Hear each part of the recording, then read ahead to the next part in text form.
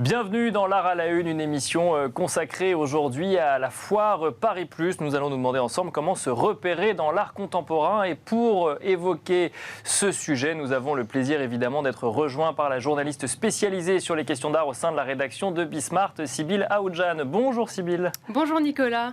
Et nous sommes en présence de Laurence Dreyfus, conseillère Art Advisor, fondatrice de Chambre à part. Merci beaucoup d'être avec nous pour nous éclairer donc sur cette foire Paris Plus. Paris Plus par Art Basel qui vient d'ouvrir ses portes ce week-end. Et donc c'est la première édition de Paris Plus. Est-ce que déjà ça change énormément de choses pour la place parisienne, le fait que Paris Plus by Art Basel soit en France? Oui, ça envoie un signal international extrêmement fort. Depuis plus de 20 ans, on connaissait la FIAC. Les collectionneurs amateurs sont un peu déstabilisés parce que maintenant la FIAC n'existe plus et c'est Paris Plus. Mais comme le public est de plus en plus informé et de plus en plus international, on positionne Paris en satellite ultra contemporain et à un très haut niveau pour les places mondiales du marché de l'art. Donc le savoir-faire de Art Basel, avec le savoir-faire suisse-allemand, leur savoir-faire depuis plus de 50 ans, tout d'un coup nous amène un professionnalisme incontestable et une arrivée massive des collectionneurs vraiment internationaux, c'est-à-dire américains, oui, asiatiques et évidemment tous les Européens qui n'avaient pas forcément envie de venir. Là, c'est flagrant. Le label Art Basel, c'est une gageure de qualité. C'est une gageure de qualité. Et c'est une gageure c'est quand même aussi un effet de mondialisation, puisque Art Basel existe à Bâle. Oui. Ça a commencé à Bâle. Puis ensuite, il y a eu Miami, ça va faire 20 ans.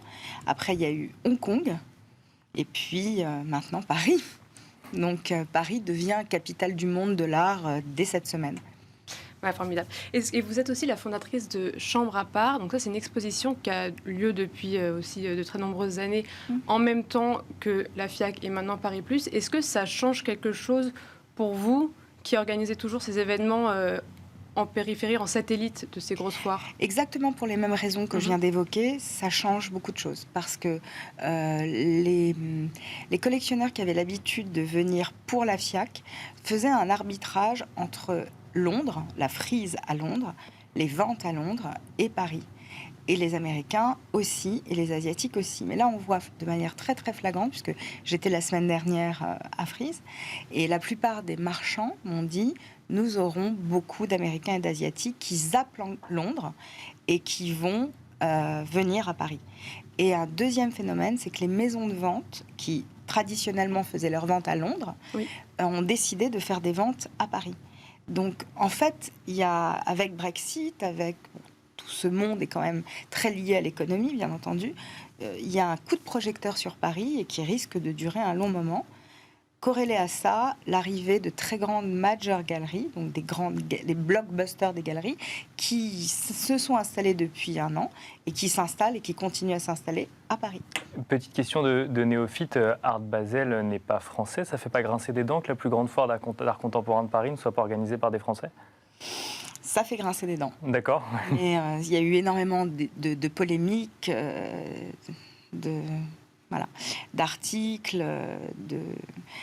C'est la vie, je dirais. Et si on veut placer une foire à un niveau maintenant mondial, parce que le marché de l'art est devenu un énorme monstre par rapport à ce que j'ai connu quand j'ai commencé mon métier il y a une trentaine d'années, c'est le prix à payer. De passer par des grands organisateurs de foires d'art contemporain. Mais c'est un phénomène qu'on observe dans beaucoup d'autres domaines. Dans tous les domaines de l'économie maintenant. Alors, ils ont une particularité, c'est qu'ils ont gardé des équipes françaises. Ils ont cette année choisi des galeries, avec beaucoup de galeries françaises et parisiennes. Donc, ils vont essayer de compenser.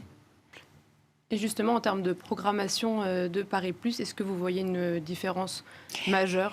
Pour l'instant, c'est trop tôt, parce que ça vient d'ouvrir. Ce qu'on observe, c'est que la montée en puissance se fera à l'ouverture du Grand Palais. Pour l'instant, on est au Grand Palais éphémère. Oui. Tous les visiteurs peuvent avoir accès à ce palais éphémère qui est petit par rapport au Grand Palais. Bien Je sûr. pense que stratégiquement, c'est intéressant et intelligent parce qu'ils auront 2 ans pour monter en puissance, observer les acteurs, ce qui se passe, quelle est la particularité de Paris, pour attaquer très très fortement dans 2 ans quand le Grand Palais sera ouvert. Enfin, réouvert plutôt. Justement, c'est en néophyte, on peut rentrer alors dans ce palais éphémère qui est plus petit que le petit palais. Qu'est-ce que vous conseillerez alors pour une personne qui se retrouve devant ce dédale de booths, de galeries un peu partout? Déjà, je trouve que c'est une très bonne idée de commencer maintenant parce que c'est petit comme échelle par rapport au Grand Palais qui est XXL. Donc, c'est un bon point de commencer maintenant. Je conseillerais de regarder la toute première partie de Paris Plus où il y a les grandes galeries majeures qui sont au début.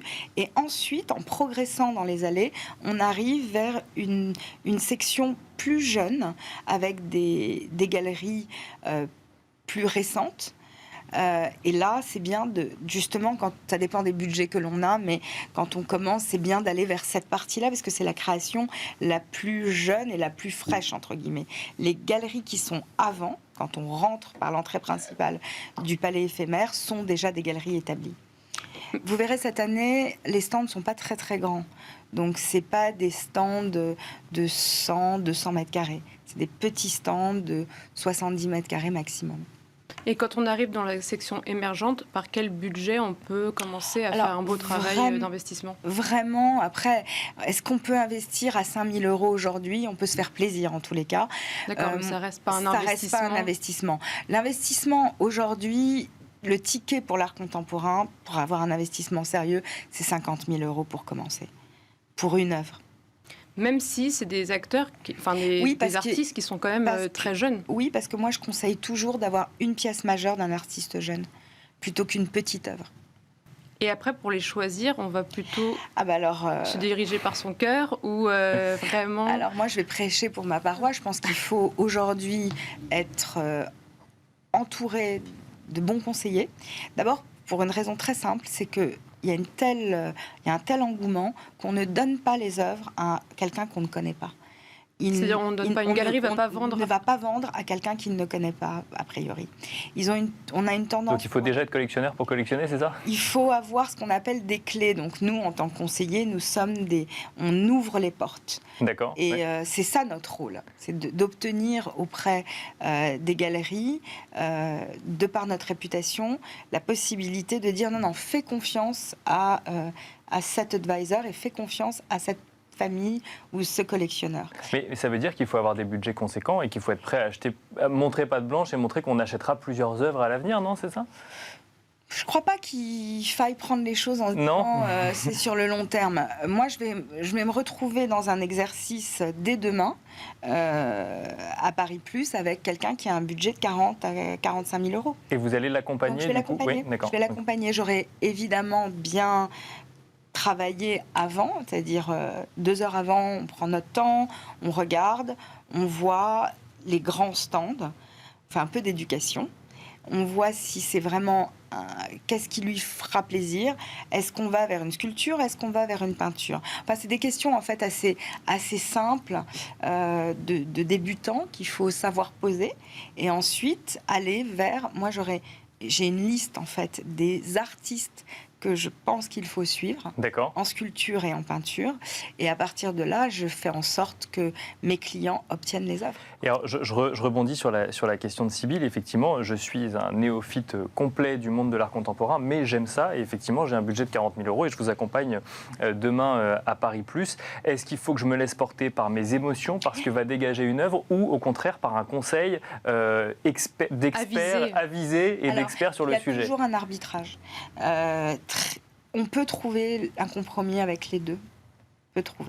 Donc ça veut dire que je ne vais pas faire acheter une œuvre très très conceptuelle à quelqu'un qui démarre, sauf si c'est vraiment ce que la personne veut. Parce que c'est son état d'esprit, parce qu'elle est plus intellectuelle que quelqu'un qui veut avoir un beau tableau dans son salon. Donc, on arrive toujours à dialoguer. Mais ce que je fais toujours, c'est que je prépare. Et je prépare déjà. Et ensuite, je propose en disant, voilà, pour ça, tu auras ça. La carrière de l'artiste est dans telle galerie, dans tel grand pays, à New York, à Paris, etc., etc. Je balise, et à partir de là, c'est la personne qui a le porte-monnaie qui décide. Bien sûr. Mais je suis dans mon rôle de conseil, de dire, attention, si tu prends ça, ça va aller nulle part, parce que c'est pas assez encadré. Il faut savoir que la création contemporaine, c'est devenu très très professionnel. C'est plus comme avant où on va sortir de nulle part un artiste inconnu. C'est fini. Ça coûte cher d'exposer à Paris Plus. Les exposants ont des frais quand les galeries viennent de New York, d'Asie. Elles ont une rentabilité, donc elles vont montrer des artistes qu'elles vont suivre. Il faut savoir que c'est un métier très particulier parce que c'est un sacerdoce. Les galeries accompagnent les artistes le plus longtemps possible. Est-ce que vous avez déjà décelé des petites tendances auprès des artistes émergents ? Non. Je préfère pas les donner parce qu'il y a des vagues, il y a des modes sur les artistes noirs américains. Il y a eu des vagues sur le figuratif, il y a eu pendant de nombreuses années beaucoup de choses sur l'abstraction. Aujourd'hui, on est beaucoup dans du post-post-post, c'est-à-dire du post quelque chose. D'accord, oui.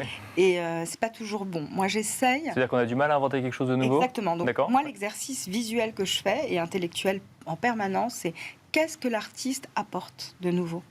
En peinture, c'est très compliqué. En sculpture, ça l'est. Mais on y arrive. Mais alors, on y arrive. Une question avant de revenir peut-être sur des questions plus expertes. Mais... non, mais c'est d'autant plus c'est qu'il y a quand même un sujet aujourd'hui qui est tout le temps dans la société, c'est la transition énergétique, la transition écologique. Ça, c'est pas un sujet, c'est pas une tendance dans le monde de l'art aujourd'hui en 2022. Si, quand même. Il y en a aussi. Depuis plus de 15 ans, je suis quelques artistes qui sont très concernés, qui se sont interrogés sur ces questions il y a déjà 20 ans. Un artiste argentin qui s'appelle Thomas Saraceno, que vous avez d'ailleurs pu voir dans mon exposition Chambre à part, ou un autre artiste, Olafur Eliasson, ou Bianca Blondi, qui est une très très bonne artiste. Il y en a, et ils le font de manière sincère depuis longtemps. Donc c'est pas parce que c'est une tendance. D'accord. Et moi, c'est ça qui m'intéresse. C'est les artistes qui l'ont en eux, dans le courant, et qui en plus réussissent non pas à être démonstratifs de cette tendance-là, mais esthétique et en même temps sincère dans la démarche. Mais justement, il y a un rapport ArtPrice qui a été publié il y a quelques jours qui parle vraiment de l'art ultra contemporain. Oui. Est-ce qu'il y a vraiment une rupture plastique, quelque chose qui a été apporté de nouveau dans ce nouveau mouvement ? Est-ce qu'on rentre dans cette nouvelle ère ? Mais justement non, parce que dans l'ultra contemporain, il y a tous les artistes un peu spéculatifs qui sont tendance à la mode, colorés, figuratifs.